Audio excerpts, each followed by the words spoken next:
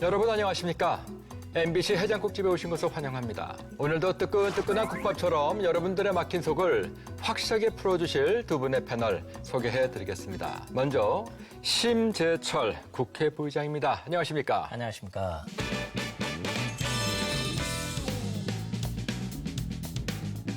그리고 박주선 국회 부의장입니다. 안녕하십니까? 안녕하세요.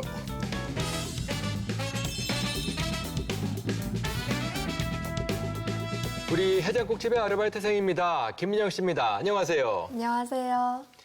네, 오늘의 메뉴 소개해드리겠습니다. 오늘의 해장 이슈. 지난 13일 20대 국회가 국회의장단과 상임위원회 구성을 마치고 본격적인 의정활동에 들어갔습니다. 여소야대의 3당 구도 속에 상시청문회법과 국회 선진화법 등 국회법 개정 여부와 최근 다시 부상하고 있는 개헌 논의까지 풀어야 할 현안들이 산적해 있는데요. 20대 국회의 역할과 현안에 대해 심재철, 박주선 두 국회 부의장으로부터 직접 들어봅니다. 네, 두 분 부의장님 안녕하십니까? 네, 안녕하십니까? 예, 참 중책을 맡으셨어요. 20대 국회 여소야대. 아닌가요? 이번에 그 복당이 됐으니까 그래도 여소야대인 건 맞네요. 그래도 여소야대죠. 일당의 예. 지위는 회복을 했습니다만 여소야대이고. 그래서 3당의 협치가 어느 때보다 중요한 이 시점에서 부의장직을 맡으셨는데 먼저 소감 한마디씩 듣고 시작을 해볼까요? 3당 체제여가지고 특히 여당의 부의장이 돼서 이런저런 책임감들이 훨씬 더 무겁게 느껴집니다. 네. 특히 국회 운영 물론 이제 잘 해야 되겠지만은 국회와 정부, 청와대의 관계에서 제가 이제 여당목 부의장으로서 이런저런 조율도 해야 되고 소통도 해야 되고 하는 이런 문제가 생길 텐데 예. 바로 이제 그런 부분들 어떻게 풀어나갈 것이냐 이게 이제 저한테 던져진 숙제입니다. 잘 하겠습니다. 예, 기대가 크고요. 예, 부의장님. 지금 19대 국회에 대해서 국민적인 평가가 식물 국회고 일하지 않은 국회라는 그런 평가입니다. 네. 그러다 보니까 20대 국회에 대한 일하는 국회, 생산적인 국회상을 만들어줄 것을 국민들이 많이 기대하고 계시거든요. 네. 그런데 3당 교섭단체끼리 원만한 합의가 돼서 네. 국회 정상화가 이루어져야 되는데 그게 잘 안 될 경우도 상정을 해야 됩니다. 예. 그런 경우에 의장단의 입장에서 예. 각 교섭단체 의원들을 상대로 조정 중재도 하고 네. 또 적극적으로 그렇겠습니다. 또 참여를 해서 예. 또 설득과 이해도 시키고 그래서 원만한 국회를 만들고 생산적이고 일하는 국회 만드는데 나름대로의 노력을 한번 해볼 그런 계획과 포부를 가지고 있습니다. 네, 역시 기대가 크고요. 그런데 이 국회 부의장님 두 분을 한자리에 이렇게 모시고 방송을 하는 것도 아마 헌정사상 처음이 아닌가 뭐 그렇습니까? 기억이 없으시죠? 잘 모르겠습니다. 예. 저는 처음 부의장을 해봐가지고 이전에 부의장님들이 어떤지 모르시고. 잘 모르겠습니다. 김인영 씨, 네. 오늘 나오신 두 분이 어떤 분들인지 알고 계세요? 솔직히 저는 뉴스로만 얼굴 정도만 알고 있었는데요. 네. 오늘 나오신다고 하셔서 이것저것 찾아보니까 두 분의 이력이 아주 어마어마하시더라고요. 예. 심재철 부의장님께서는 언론인 출신, 또 박주선 부의장님께서는 검사 출신으로 좀 많이 다를 것 같다고 생각을 했는데 네. 의외로 비슷한 점도 많았어요. 어떤 점이요? 우선 출신 지역도 비슷하고요. 예. 또 국회 입성 시기가 15대 때로 또 똑같고 또 살면서 이런저런 우여곡절을 많이 겪으셨는데 예. 그때마다 오뚜기처럼 제기하신 것도 비슷하고요. 그러네요. 그래서 저는 개인적으로 20대 국회가 이 두 분 부의장님 덕분에 확실하게 우뚝 일어설 거라고 기대하고 있습니다. 그렇습니다. 부의장님의 고향이 광주 광역시. 그렇죠. 그 부의장님도 고향이 저는 전남 보성입니다. 그렇죠. 네. 그 국회의장님의 고향은 전북 진안.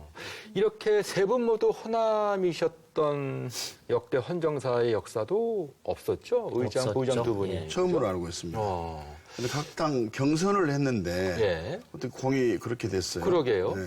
어쨌든 그래서 세 분의 궁합이 잘 맞을 수도 있고 정말 그럴까 싶은 의견도 있는데 어떻습니까? 겪어보시니까. 어떠세요? 보이지 않는 손에 의해서 이렇게 조합이 됐으니까 아마 잘 되리라고 생각을 합니다. 네. 정세균 의장님 같은 분은 이제 경제도 이제 밝으시고 미스터 스마일이라고 이제 하시는 분이고 네. 박 부의장님께서는 뭐 그런 파란만장 굴곡 있는 삶을 살아오셨고 예. 뭐 이런 대목들이 결국은 그만큼 어렵게 세상 살아왔으니까 이 세상은 좀 더 편하게 만들어라라는 그런 뜻이 아닐까라고 생각합니다. 그런 점에서 네. 잘 풀리지 않을까요? 예. 우선 우리 정세균 의장은 저하고 이제 당에서 이제 오랜 대표 시간 또 같이 최고위원으로서 계셨고. 호흡도 맞춰봤고 성품이 아주 온화하고 온화하신 합리적인 분이죠. 분이고 예. 원만하고 아주 좋으신 분입니다. 그리고 또 우리 심재철 부의장께서도 같은 동양으로서 또 고난을 겪은 옛날의 그 과거 역사가 있기 때문에 역시 고난을 겪은 사람들은 많이 순화가 되기도 하고 예. 좀 합리적이고 예. 또 좀 정의롭고 하는 데 있어서는 어느 예. 정도 일치가 된다고 보고 예. 보시다시피 얼굴이 아주 화사히 잘생겨서 이게 그럼 잘 뭐 부의장님도 얼굴 좋으세요. 값을 예. 하시리라고 저는 예. 믿고 있습니다. 자, 어쨌든 이제 그 20대 국회의 그 중책을 맡으셨고 20대에 거는 국민적인 기대가 얼마나 큰지 잘 아실 것 같고 이 국회 문제를 여쭙기 전에요. 먼저 새누리당 당적 그대로 가지고 계시고 또 국민의당도 마찬가지시니까 각 당의 사정부터 좀 여쭤봐야 될 것 같아요. 먼저 새누리당부터 여쭤보도록 하겠습니다. 네. 아유, 시끌시끌해요. 먼저 그 탈당 파트너의 그 복당, 특히 유승민 의원의 그 복당에 대해서 당내의 그 분위기가 좀 심상치 않아 보이는데 이거 어떻게 보세요? 뜻하지 않게 지금 이렇게 지금 시끌시끌해지고 있는데 모르겠습니다. 저는 이런 일들이 있을 수도 있다 싶어서 처음에는 단계적으로 복당을 하자. 아무런 문제가 없는 분 5분은 그냥 다 받아들이고 예. 2분에 대해서는 분명히 반대 의견이 있으니까 좀 그 다음에 천천히 하자. 두 분이라 하면 유승민 의원과 윤상현 두 예. 분이시죠. 그렇게 했는데 이제 비대위에서 어쨌든 한꺼번에 복당을 한다라고 지금 그렇게 결정을 결정을 내렸죠. 예. 예, 그리고 나서 약간의 파장이 좀 있고 있는데 그러나 이것도 결국은 저는 이 통합하고 화합해 나가는 저는 이제 과정으로서 그렇게 무리 없이 지금 잘 봉합이 되지 않을까 예. 그렇게 지금. 그런데 그 부의장님께서 어떻게 보십니까? 이것을 이와 같은 결정을 비대위에서 내리는 것이 적절했다고 보십니까? 아니면 전당대회 이후로 미루는 것이 옳았다고 보십니까? 어느 게 옳았다는 것이 문제가 아니라 그것은 이제 비대위에서 정무적으로 판단을 했던 것이죠. 그게 타당했다고 보십니까? 저는 뭐 그렇게 잘못된 것은 아니다. 그러면 비대위에서 그 다수결로 결정을 내리는 그 과정은 어떻게 보셨습니까? 좀 괜찮다고 봅니다. 그건 괜찮았다. 네, 충분히 얘기를 하고 그럼 어떻게 결정할 것이냐. 결정은 해야 되겠는데 서로 의견 차이가 나는데 결국은 투표라는 방법밖에 선택할 게 없었다라고 저는 그렇게 생각하는 거죠. 어쨌든 그 유승민 의원의 그 복당으로 인해서 그 친박계가 상당히 지금 격앙되어 있는 모습인데 유승민 대표는 그 당권에 도전을 하리라고 보십니까? 그 부분도 지금 쉽게 판단하기가 뭐 이런 시점이다. 어떠실지 잘 모르겠습니다. 아직. 남의 당 얘기하는 게 어떻습니까? 보시기에. 글쎄 남부당이긴 하지만 예. 집권 여당 아닙니까? 그 여당이 안정이 되고 좀 제갈 길을 가야만이 국정이 좀 원활하게 진행이 될 텐데 네. 좀 안타깝고 좀 아쉽습니다. 예. 좀 하루속히 수습이 되고 진정이 되어서 예. 여당 본연의 역할을 좀 했으면 좋겠는데 예를 들면 당, 정, 청 회담도 한다고 했다가 그런 사태로 취소가 인해서 그 다시 또 연기가 됐는지 뭐 취소가 됐는지 그런 사태가 벌어지고 그렇기 때문에 예. 국민의 한 사람으로서 보게 되면 좀 착잡하고 예. 좀 불안하다 하는 심정은 감추기 어렵지 예. 않느냐 저는 그렇게 생각합니다. 그 전대 날짜를 뭐 바꿔야 한다는 취지의 말씀하신 적 있으셨습니까? 예, 그렇습니다. 그 말씀은 지금도 변함이 없으신 거고요. 그렇습니다. 전대 날짜를 저희들이 8월 9일 날 잡았는데 네, 8월 9일이면은 8월 5일 날 올림픽이 시작이 되고요. 그렇습니다. 그리고 또 7월 말 8월 초면은 한참 휴가철입니다. 네, 휴가 피크 때인데 올림픽에다가 휴가철에다가 이런 상황에서 어느 국민이 과연 새누리당의 전당대회를 관심 있게 지켜볼 것이냐. 저희 정당이라는 국민들로부터 관심과 사랑을 받고 않고 그걸 관심과 사랑을 먹고 사는 집단인데 네. 국민들이 돌아보지 않는데 나 좋다고 혼자서 잔치해봐야 무슨 소용이 있겠습니까? 예. 그래서 날짜 이것은 좀 잘못된 거다. 그래서 아예 8월 초로 당기든지 아니면 8월 하순으로 좀 넘기든지 좀 날짜를 네. 다시 좀 바꾸자라는 예. 얘기를 한 거죠. 혹시 이번에 이 사태가 전대를 바꿔야 할 또 다른 이유로 자리매김하지는 않을까요? 글쎄요. 예컨대 유승민 의원의 그 복당도 그렇고 당내 지금 워낙 또 경랑이 일고 있는 상황이니까 그것이 조금 더 연기해야 된다는 이유로 작용하지는 않을까 모르겠네요. 글쎄 잘 모르겠는데요. 굳이 뭐 그런 부분들까지 요인에 들어갈까요? 저는 핵심은 국민들의 관심과 사랑인데 네. 휴가철에다가 올림픽이다. 가 적절치 않다. 예, 예. 아, 그렇군요. 자, 이제 국민의당으로 건너가 보도록 하겠습니다. 건너가십시오. 부장님. 거기 그 리베이트 거기 저 부총장님이십니까? 뭐 왕씨성을 가지고 계신 분이 한 분 계시던데 그 검찰 조사를 장시간 받고 나오셨어요. 네. 그거 어떻게 된 겁니까? 그 사건의 실체 내용이. 우선 총선 때 우리 당 홍보물을 제작을 의뢰를 하고 예. 이제 동영상 제작을 의뢰하고 했습니다. 근데 홍보위원장이 네. 우리 지금 김수민 의원이었기 때문에 네. 그 이제 당 내에서 주관하는 업무죠. 네. 그랬는데 또 임세 업체로부터 홍보물의 내용에 대한 기획을 의뢰받아가지고 인쇄업체로부터 그 기획료를 받았다. 네. 그런 거고 또 역시 또 다른 C사에도 그런 기획해주고 네. 기획료를 받았다. 그런데 저희 당에서 진상조사를 해보니까 네. 그 회사에 그대로 돈이 남아 있습니다. 그 돈이 다른 네. 데로 뭐 사용이 되거나 저희 당 내로 유입이 됐다는 것은 아니고 예. 그대로 남아 있는 상태거든요. 예. 그렇게 변명을 하고 있고 그래서 저희들은 한낱 의혹이 없도록 철저하게 이제 조사를 한다고 진상조사를 하고 있습니다만 아무래도 수사권이 없고 어느 정도는 당사자나 또는 관계 기업체의 협조를 받아야 할 사항이기 때문에 지금 앞으로 계속 진상조사를 하겠습니다만 또 검찰에서 수사를 병행하고 있기 때문에 검찰 수사 결과가 나오게 되면 네. 그 결과에 따라서 책임질 사람은 책임지고 예. 당에 문제가 있었다 한다면 예. 뭐 환골 탈퇴하는 예. 그런 획기적인 조치도 필요하리라고 예. 그렇게 생각하고 있는데 예. 문제는 이 수사가 진행되고 있는데 예. 기정사실화 해가지고 누가 책임을 져야하느니 뭐 국민당이 뭐 새정치 한다고 하더만 옛날 구태정치나 다름없지 않냐 이런 식으로 그냥 네임택을 붙여버리니까 저희들로서는 억울하다. 참 너무 억울합니다. 그 국민의당의 그 진상조사단이라고 하는 것이 꾸려지지 않았습니까? 네, 저도 위원 중에 한 사람입니다. 그런데 거기서 핵심적인 인물에 대한 그 조사는 얼마나 하시고 그 결과를 발표하셨던 건가요? 우선 검찰 수사를 앞두고 있기 때문에 당사자들이 검찰 수사 이후에 좀 조사를 했으면 좋겠다. 아, 진상조사단에 대해서? 예. 왜냐하면 또 그것도 이해할 만합니다. 만일에 진상조사단에서 먼저 조사를 해가지고 조사한 내용이 예. 또 이렇게 공개가 되거나 또는 검찰에 알려지거나 하게 되면 자기들 그 방어권 행사에도 문제가 있을 예. 수가 있고 예. 그렇기 때문에 저희들 진상조사하는 입장에서는 당연히 그 주장할 만한 주장을 하고 있다. 저는 그렇게 생각합니다. 그러면 진상조사단은 뭐하러 만드신 겁니까? 아니죠.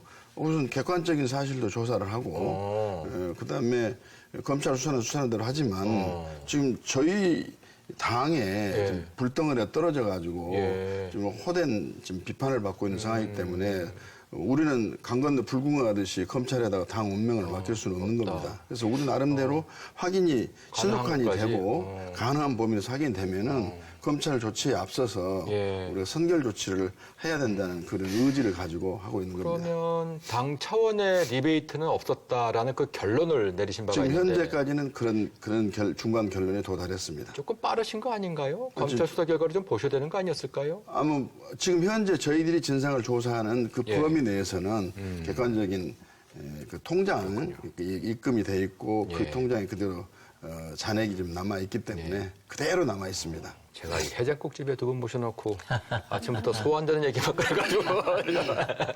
김인영 씨, 지난주에도 우리 가게에 많은 분들이 오셨는데 어떤 말씀들을 주로 하시던가요? 20대 국회가 생각보다 일찍 원구성도 하고 개원이 됐잖아요. 네. 많은 분들이 3당 체제에 들어서니까 좀 더 안정적인 모습을 보이는 것 같다 이렇게 말씀을 하셨고요. 네. 또 한편으로는 20대 국회가 일하는 국회가 된다고 했는데 이제까지 좀 국회한테 쌓여온 불신이 크다 보니까 네. 아직까지는 조금 지켜봐야 되지 않을까. 특히나 뭐 개헌이나 청문회 같은 큰 이슈들도 있고 또 네. 민생 관련 현안들도 쌓여 있다 보니까 예. 3당이 어떻게 이걸 처리해 나갈지 좀 지켜보겠다 이런 말씀들 많이 하셨습니다. 부의장님은 특정 상임위에는 소속이 되지 않으시죠? 아닙니다. 아닙니다. 아, 그런가요? 상임위원회 소속돼서 활동합니다. 상임위원회 활동. 그러면 두 분 상임위는 어디로 배정이 되셨습니까? 저는 외교통일위원회로 하셨고. 배정이 됐습니다. 예. 저는 기획재정위원회. 아, 그렇군요. 그 특히 의원님께서는 그 통일통에 계시니까 드리고 싶은 질문인데 그 북한의 핵 문제 있지 않습니까? 네. 그리고 최근의 남북 관계에 관한 문제. 이거는 어떻게 풀어가야 될까요? 개성공단 문제도 그렇고. 지금 저는 핵 문제는 반드시 해결이 돼야 됩니다. 한반도 어떻게요? 비핵화해야 그러니까 되는데. 지금의 정부 정책은 맞습니까? 이렇게 저는 가는 것이? 대북 정책이 무정책입니다.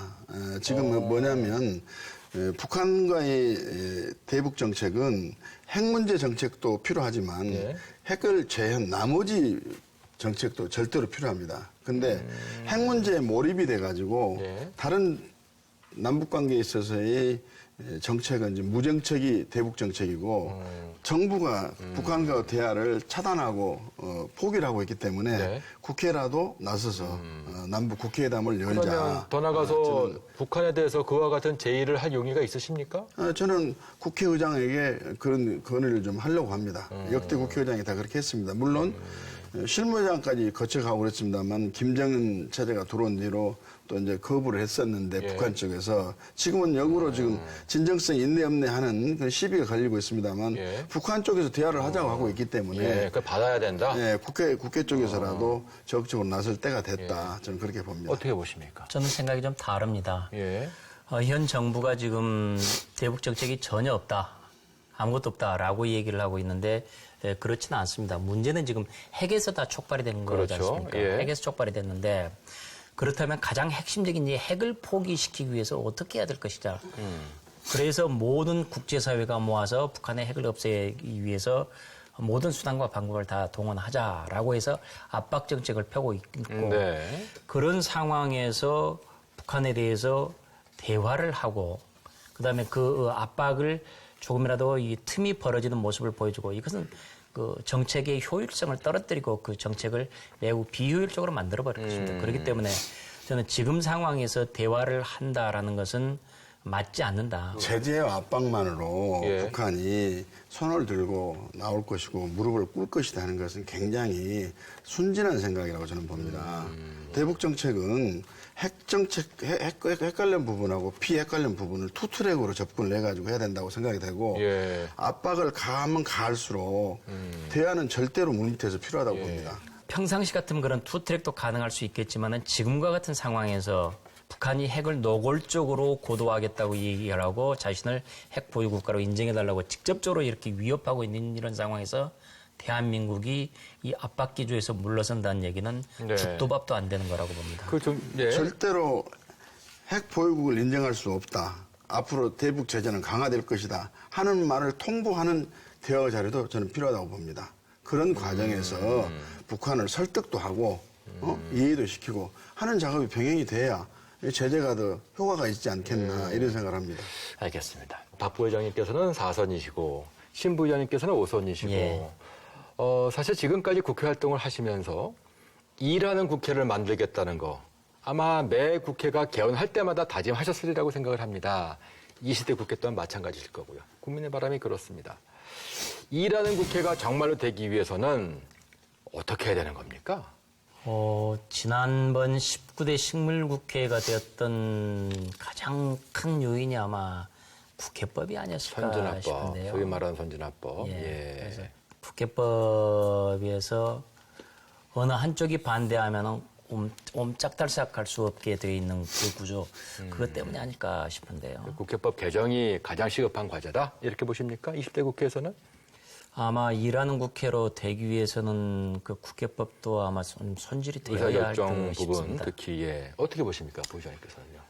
기왕에 국회 선진화법도 우리 신 부장께서 말씀 계셨는데 저는 개인적으로는 국회 선진화법 내용을 좀 고칠 부분이 있다고 생각합니다. 아, 어떤 부분이 그렇죠? 식물 국회가 되는 것은 아니거든요. 다시 말하면 국회에 싸움을 안 하는 것은 당연히 국회의원들이 사명이고 예. 책임인데 국회에서 싸움할 것을 대비해 가지고 그렇게 선진화법에 가지고 국회 안건 상정 자체의 길이 사실상 막히는 공세가 거. 되다시피 예. 해서는 좀 안 되지 않는가. 그래서 이제는 이제 싸움하지 않는 국회의 관행도 어느 정도 확립이 됐고 특히나 3개 교섭단체가 지금 활동을 하게 됐으니까 예. 적어도 다수의 교섭단체가 동의를 하고 합의를 하게 되면 뭐 완전 3개 교섭단체가 합의는 되지 않았다 할지라도 본회의에 상정을 해서 예.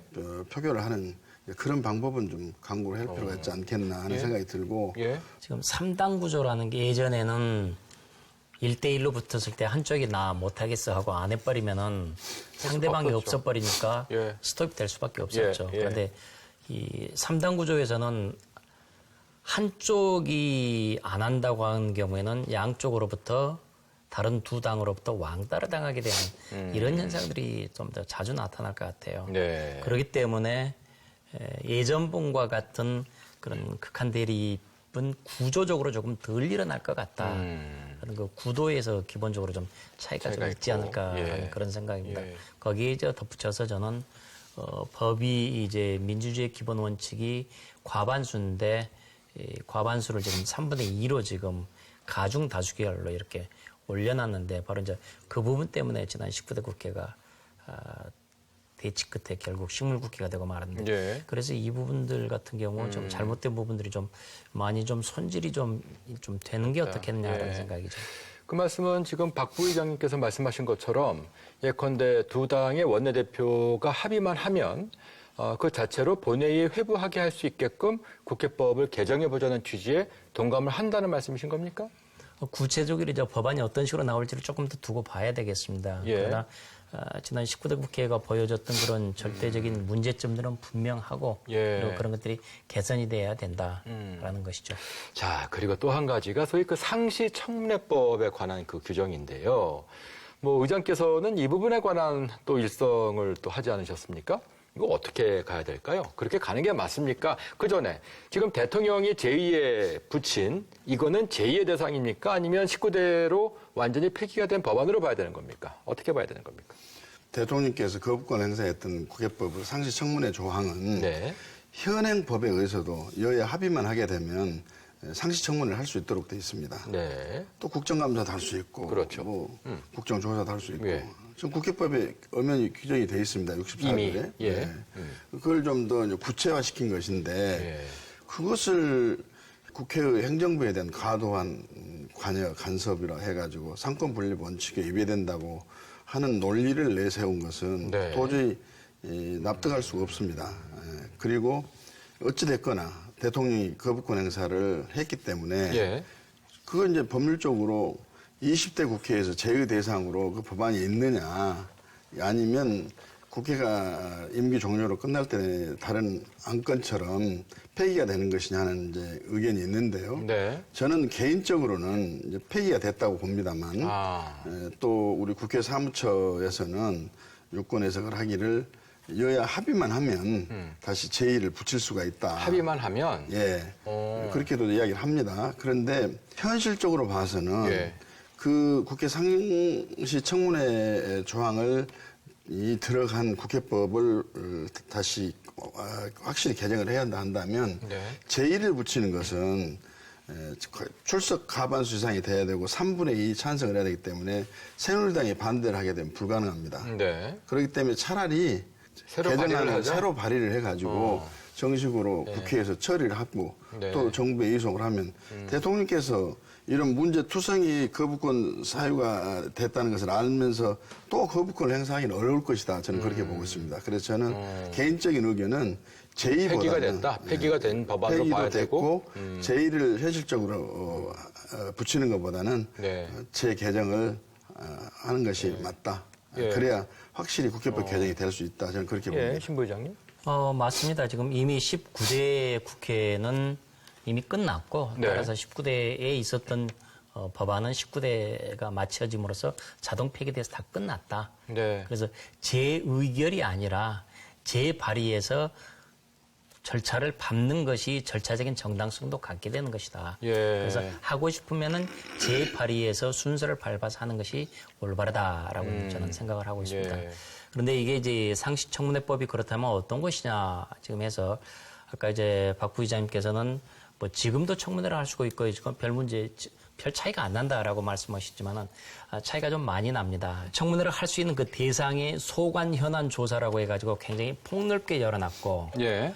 또 하나가 예전에는 청문회를 한다면은 본회의를 통과를 했어야 되는지만은 본회의 통과 없이 상임위에서만 통과해도 청문회를 할 수가 있게 돼 있습니다. 예. 지금의 이제 청문회를 할 수 있다, 안 할 수 있다라는 건 지금도 할 수 있다라는 것은 청문회가 아니라 자체 의견 청취 정도. 그러니까 국정감사를 행정부에서는 굉장히 부담스러워하는데 네. 그게 왜 부담스러워하냐면은 이것을 증인의 자격으로 나서서 얘기를 하는 것이고 발언이 증언이 됩니다. 예. 그래서 조그맣게라도 잘못이 위증이 되면은 되고, 그 위증이 부분에 되고, 대해 위증이 예. 대해서 책임을 처벌을 받게 따져야 되고, 됩니다. 예. 그런데 이제 일반 상임위에서 저희들이 얘기를 할 때는 그것은 법적인 증언은 아니거든요. 참고인이 되겠죠. 그렇죠. 그래서 그 부분에 대해서는 부담은 좀 이제 덜한 것이죠. 그래서 그런 차이가 있는 상황에서 소관 현안 조사에 대한 청문회까지 광범위하게 열어버리면은 네. 어떻게 될 것이냐. 실제 저희들이 국정감사라는 제도가 있는데 국정감사를 하게 되면 보통 한 2달 내지 3달 정도 여름에는 거의 행정부의 업무 자체가 굉장히 그게 쏠려버리게 됩니다. 네. 그리고 심지어는 이제 마비가 된다고까지 이제 얘기가 되는데 그래서 국정감사의 경우를 보면은 청문회가 이제 현안 조사다 해가지고 현안 발생할 때마다 곧바로 청문회가 들어가면은 시도 때도 없이 여기저기서 이제 청문회가 나오면은 그걸 대응해서 준비하느라고 행정부의 업무가 대단히 크게 저해될 것이다라는 네. 것이 쉽게 예상이 될 수 있는 것이죠. 네. 그래서 바로 이제 그 점 때문에 이건 문제다라고 지적이 됐던 것이고 대통령도 바로 그 점 때문에 지금 행정마비다라는 것을 말씀하시면서 거부한 게 아닌가 싶습니다. 저는 예. 그 지점에 대해서는 제가 조금 반론을 말씀드릴게요. 지금 대통령께서 거부했던 그 상시 청문회 규정도 네. 위원회에서 표결에 의해 가지고 의결이 돼야만이 청문회가 개최될 수 있습니다. 그렇기 때문에 지금 현재 청문회를 개최할 수 있는 내용 중에 아까 말씀하신 대로 증인 적격 문제가 있는 것은 사실이에요. 네. 그러나 지금 증인 선서를 하지 않고 참고인으로 자격으로 와서 한다고 그래서 국민을 대표하는 그 국회에 와가지고 장관이나 관계 공무원들이 거짓말을 해도 좋다고 용인해 줄 수는 없는 일입니다. 당연하죠. 그건 있을 네. 수 없는 일인데 예. 증인 선서를 하고 청문회 임하는 것이 절차가 복잡하고 거의 부담이 느껴지기 때문에 안 된다. 이것은 도저히 납득할 수가 없습니다. 없고 상시 청문회도 여야 간의 합의 또는 표결에 의해 가지고 예. 의결을 거치하면서 청문회 개최를 할 수 있는 거기 때문에 항상 청문회가 한다는 그런 주장은 너무 과도한 주장이고 법률 해석상 자, 그 동의할 수가 없다. 여기서 이런 그 말씀 한 가지를 좀 분명하게 확인 부탁드리고 싶은 게 있는데 그 박 부의장님께서는요 대통령의 거부권을 행사한 그 국회법이 19대 국회의 회기 종료로 폐기가 됐다 이런 입장이신 건데 이 부분은 어떻게 보십니까? 저도 뭐 폐기가 그런가요? 됐다라고 생각합니다. 20대 국회에서 그 상시청문회법이 만들어지는 게 맞다고 보십니까?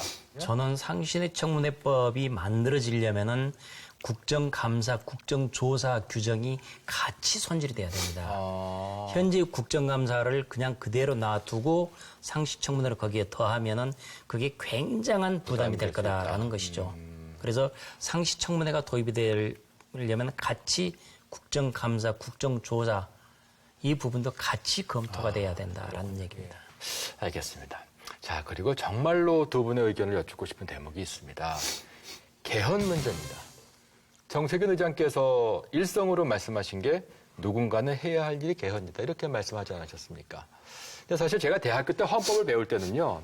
헌법 교수님께서 우리나라 헌법은 헌법이다, 누더기법이다 이렇게 말씀을 하시면서 이렇게 잦은 개헌이 있는 나라는 대한민국밖에 없다 이렇게 말씀하셨는데 또 지금 개헌 얘기가 나오고 있어요. 김민영 씨. 네. 국회에서 계속해서 나왔던 그 개헌 문제를 정리해 오신 것으로 알고 있는데 네, 좀 제가 말씀해 주세요. 아르바이트하랴 공부하랴 정신이 없는데요. 그래요. 예. 우리나라 헌법이 제정된 건 1948년이었는데요. 네. 그 후로 9차례 개정이 됐습니다. 마지막 개정이 된 거는 1987년이었는데요. 네. 그 이후에도 역대 정부에서도 계속 개헌 문제가 거론이 됐고 국회에서도 계속해서 논의가 진행돼 왔었어요. 예. 그래서 제가 18대에서 20대 국회에 개헌 문제가 어떻게 진행이 되었는지 간단하게 정리를 해봤거든요. 예. 18대 국회에 들어서자마자 2008년 5월에 국회에서 이 개헌 관련 연구단체가 발족이 됐어요. 여야 의원들 180명이 넘게 참여를 했고요. 네. 그리고 같은 해 9월에는 국회의장 산하 헌법연구자문위원회가 출범을 하고 그 다음 해에 아주 두꺼운 개헌 관련 보고서까지 발표가 됐지만 좀 흐지부지 되면서 19대 국회로 넘어가게 됐습니다. 네. 그리고 19대 국회 때도 여야 의원들 절반이 넘는 의원들끼리 모여서 개헌 모임이 발족이 됐고요.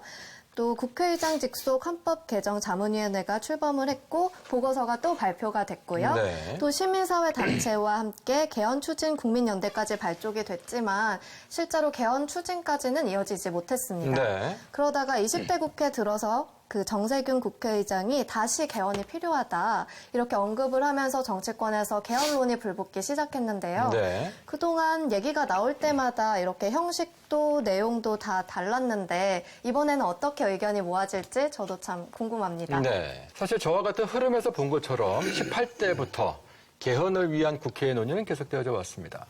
그런데 그 대통령께서 최근에 하신 말씀 중에 개헌 좋지만 경제 활성화가 더 급하다 이렇게 말씀하신 바가 있고 어떻게 보십니까? 20대 국회 회기 안에 개헌이 가능하리라고 보십니까? 잘 모르겠는데요.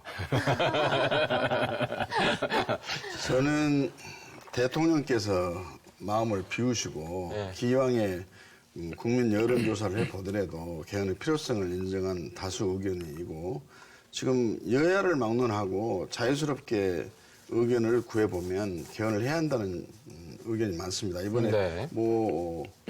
주간지에서 조사를 해보니까 응답자 82%의 국회의원이 개헌이 필요하다라고 이야기를 했다라고 이제 발표를 하고 있는데요. 네. 그래서 기왕에 거론이 됐고 논의가 되고 있는 이상은 하루속히 개헌 절차를 밟아야 한다. 왜냐하면 지금 내년이면 이 9차 개헌이 된 지 30년이 되는데 네. 이제 시대가 많이 바뀌었고 시대 정신과 패러다임도 많이 바뀌었습니다. 예. 근데 그 87년도에 입었던 그 옷을 대한민국이 지금 2016년, 17년에 그 옷을 그대로 입기에는 많이 커졌고 네. 또 미래를 대비하기 위해서도 부족한 규정이 너무 많기 때문에 그런 측면에서 시대착오적인 헌법이다. 예, 그런 측면에서 미래를 대비한다는 측면에서 그다음에 현실을 안 맞는 입각한 헌법이다. 예. 상황을 고려해서라도 개헌의 필요성이 있다 저는 그렇게 봅니다. 저는 우선 개헌을 하게 되면은 권력구조 하나, 4년 중임제 이거 하나만을 가지고 하자. 그래서 흔히 원포인트 개헌이라고들 얘기를 하죠. 예. 왜냐하면은 권력구조 이거 말고 다른 부분들까지 손을 대게 되면은 굉장히 많은 논의가 일어날 복잡해진다. 것이고 예. 그거야말로 개헌이 블랙홀이 돼서 국가의 모든 주요 이슈를 다 빨아들이게 되고 따라서 이 대한민국에서 현재 가장 중요한 것은 헌법 개정이 아니라 먹고 사는 문제다. 경제 살리는 문제다라는 사람들의 일반 국민들의 생각들과 어긋난다라고 보는 것입니다. 네. 그렇기 때문에 저는 하더라도 원포인트 개헌만 우선 하고 실제 내용은 그 이후에 차근차근 하는 게 낫지 않겠냐라고 네. 생각을 하고 있습니다. 어떻습니까? 지금 개헌을 하려면은 국회에서 예. 3분의 2 표결을 거치고 국민투표를 거치고 하는데 그 비용이 만만치가 않습니다. 예. 근데 기왕에 개헌의 필요성이 인정된 규정이 있다고 한다면 원포인트 개헌이 아니고 종합적으로 논의를 해서 개헌해야 한다고 저는 보고요. 또 국회와 대통령이 정면 충돌을 해가지고 예.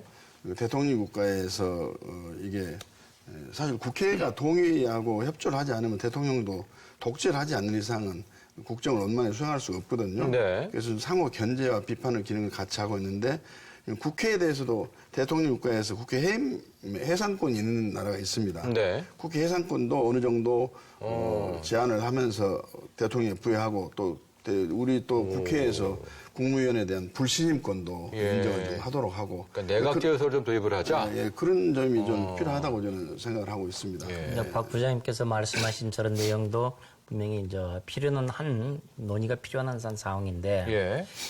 그렇다면 그런 것들을 현재 문제점들을 조금 더 개선하기 위해서 하는데 대통령제로 할 거냐, 내각제로 할 거냐, 이원집정부제로 할 거냐, 분권형으로 할 거냐, 어떤 형태로 할 것이고 그 형태 속에서 세부적인 내용을 그럼 이건 이렇게 바꿀까, 저건 저렇게 바꿀까 수도 없이 논의를 논의가 해나가다 퍼져나가게 보면. 될 겁니다. 예. 일반 국민들이 헌법이 어떻게 고치는 것에 대해서 더 관심보다는 당장 먹고 사는 것 그렇죠. 좋게 해달라고 그게 더 훨씬 더 중요한 요구거든요. 예. 그렇기 때문에 저는 우선 그렇게 원포인트만 가지고 하고 실제 내용 부분에 대해서는 시간을 가지면서 가지고자. 천천히 해나가자라는 게 그것이 그래도 현실적이지 않겠는가라고 생각하는 것입니다. 저는 지금 대통령 임기가 5년 주황이기 때문에 그것이 반드시 4년 주임제로 고쳐야 한다는 그거 하나만 가지고 개헌할 필요성이 있겠다는 생각도 합니다. 저는. 그거 자체만으로는 필요가 없다, 오히려. 저는 그런 생각을 갖고 있습니다. 예. 두 번째, 하는 김에 이거저거 좀 고쳤으면 좋겠다라는 두 입장. 번째로는 오히려 저희들 입장에서는 경계를 하는 것이 예. 지금 이 박근혜 정부의 실정이 개헌 논의 속에서 메모리 돼가지고 심판을 기를 하자는 국민 여론이 또 수그러들지 않겠는가, 면책이 되지 않겠는가, 예. 이 박근혜 정권의 실정에 대한 면책이 되지 않겠나 이런 우려를 하고 있습니다. 다시 말하면 개헌 정국을 질질 끌면서 개헌을 하지 않으면서 이걸 이용을 할 가능성이 있지 않나 하는 걸 좀 경계를 하고요. 이제 세 번째는 지금 우리나라 국민의 정치적 수준과 의식도 그렇고 국회가 개헌한다고 그래서 뭐 국회의원 300명이 전부 다 모여가지고 헌법 조항 하나하나를 전부 다 같이 검토하는 것도 아닐 거고 개헌 특위가 구성이 되고 특위에 의해서 역할을 하게 되면 국회는 국회도 다른 역할을 얼마든지 할 수 있습니다. 네. 지금도 좀 특위가 지금 몇 개나 구성이 되는지 모릅니다. 예. 그래서 예. 저는 국정 아젠다 먹고 사는 문제를 해야 될 그 민생 문제가 네. 이게 개헌 정국이 블랙홀이 돼버린다 하는 논리로 개헌을 하지 말자 하는 것은 국민의 설득력을 좀 얻기가 좀 쉽지 않지 않나 그렇게 생각합니다. 근데 그 신 부장님께서 말씀하신 소위 원포인트 그 대상 4년제 그 중임이라는 부분은 박 부의장님께서는 뭐 굳이 그거 하나는 필요 없다고 말씀하시고 또 다른 것 쭉 말씀하신 거에 대해서는 신 부의장님께서 그것까지 가기는 또 그렇다고 말씀하시고 뭐 또 요원해 보이는데 이거 뭐 되겠습니까? 그러니까 이렇게 지금 서로 타기한 의견들이 예. 팽팽히 맞서고 있는 이런 그렇습니다. 상황이에요. 예. 그래서 개헌 그래 필요한 것 같다. 그럼 그런데 어떻게? 어떻게? 언제까지? 그렇죠. 누가? 예. 이 대목이 들어가면 서로 의견이 달라지고 의견이 중구난방으로 흩어지고 있는 이런 상황입니다. 날 새겠네요, 그럼. 그렇죠. 그래서 저는 지금 그러니까 국회 내에서 개헌 특위를 구성해가지고 예. 논의하는 과정에서 뭐 하루 이틀에 개헌이 합의가 될 리가 없어요. 그럼 논의는 계속 해가지고. 아, 개헌 특위는 그럼 구성이 되는 겁니까? 개헌특위라도 구성하자. 그래 논의를 해보자. 여기서부터 첫 단추를 끼야 되지 않겠느냐 하는 건데 지금 경제를 이유로 먹고 사는 문제가 더 급하다는 이유 하나만으로 특위조차도 구성 안 하고 개헌 논의는 일체 논의 자체를 봉쇄된다. 이것은 조금 논의 자체를 하지 말자라는 건 특위 아니죠. 구성. 어쨌든 국회 차원에서의 그 개헌 특위를 구성하자는 그 안, 그러면 국민당에서도 조만간 발의를 하시는 겁니까? 이제 당론으로 한번 논의를 해봐야 되겠죠. 저 혼자 개인 의견을 가지고 할 수는 없는 그 거고. 안이 만약에 나오게 된다면 새누리당 또는 뭐 의원님 개인적으로는 어떤 입장이실까요? 당에서 어떤 입장을 취할지 그건 모르겠습니다. 예, 그렇군요. 자, 그럼 아무튼 이번에 20대 국회에서 정말로 내가 해보고 싶다, 하겠다 이렇게 뜻을 굳히신 부분이 있을 것 같은데 어떤 포부와 각오를 가지고 계십니까? 저는 먼저 이 경제 살리기가 가장 중요하다. 20대 예. 국회가 해야 될 일은. 그러니까 경제가 살아나야지 청년 실업 문제가 해소가 될 것이고 여러 가지 사회 안전 문제를 보완하기 위한 재원도 확보가 될 것이고 예. 여러 가지가 풀려나갈 것이고요. 그래서 경제 살리는 거 하나, 그리고 두 번째가 저출산 문제를 해결하는 해결했으면 좀 좋겠다라는 건데 당장 해결은 안 되겠죠. 그러나 대한민국이 그동안에 수십 조를 쏟아붓고도 저출산 문제를 제대로 해결하지 못하고 있는데 네. 왜 그랬는지 전면적으로 다시 한번 좀 살펴봐야 되겠다. 그래서 과연 우리의 저출산 문제가 제대로 접근하고 있는 것인지 좀 살펴봐서 지금이라도 이 부분들을 국가 미래를 위해서 주춧돌을 제대로 놨으면 좋겠다. 네. 그런 소망을 가지고 있습니다. 예. 지금 국회가 법을 만드는 곳인데 입법부 스스로 법을 지키지 않는다는 비난과 비판이 많이 있습니다. 예. 그래서 입법부 스스로가 법을 만드는 절차에서부터 또 만들어진 법을 지키면서 예. 입법 활동을 하고 대정부 견제와 또 비판 활동을 해야 되지 않나 하는 생각을 갖고 있고 예. 또 하나는 지금 4차 산업혁명의 시대가 지금 도래되고 있는 상황에서 예. 우리가 입법부에서 좀 더 적극적으로 미래에 대한 대한민국의 명운과 관련된 여러 네. 사항을 정책적으로 다양하게 검토를 해가지고 예. 착실한 입법을 좀 예. 해야 되지 않는가. 그것이 뭐 너무 범위가 크고 예. 저 혼자 능력으로는 붙입니다만 국회가 그런 생각에 모두가 좀 공감을 해가지고 그런 방향으로 나가면 예. 국민들 입장에서도 국회에 대한 신뢰 예. 또 신임을 주시지 않을까 이런 생각을 갖고 있습니다. 자, 아무튼 이렇게 이른 아침에 두 분 부의장님 모시고 참 뜨거운 해장국만큼이나 뜨거운 말씀을 들어봤는데 김민영 씨, 네. 두 분 부의장님께 끝으로 하고 싶은 말씀 있을까요? 네. 제가 예전에 들었던 말 중에 아주 기억에 남는 말이 있어요. 뭐죠? 정치인은 다음 세대를 생각하고 정치꾼은 다음 선거를 생각한다. 두 분 부의장님을 비롯해서 20대 국회의원들이 다음 세대를 생각하는 정치인으로서 또 국민들에게 다가가 주셨으면 좋겠고요. 네. 또 뭐 개헌도 중요하고 청문회도 중요하지만 다음 세대인 저희를 위해서 청년 일자리 문제도 예. 꼭 잊지 말아주셨으면 예. 좋겠습니다. 우리 해장국집의 아르바이트생 참 똑똑해요. 그렇죠? 자, 그럼 20대 국회 정치인을 위하여 예. 할까요? 정치꾼은 물러가라. 개파의 이익에 의해서가 아니라 지금 우리 사회에서 해결해야 될 문제들 이런 부분에 대해서 한눈 팔지 않고 집중한다면 저는 국민들이 충분히 지지하고 함께 할 거라고 생각합니다. 협치 국회, 일하는 국회를 위해서는 국회의원들 간의 협력도 중요하지만요. 시민들과 소통하는 국회가 되었으면 좋겠습니다.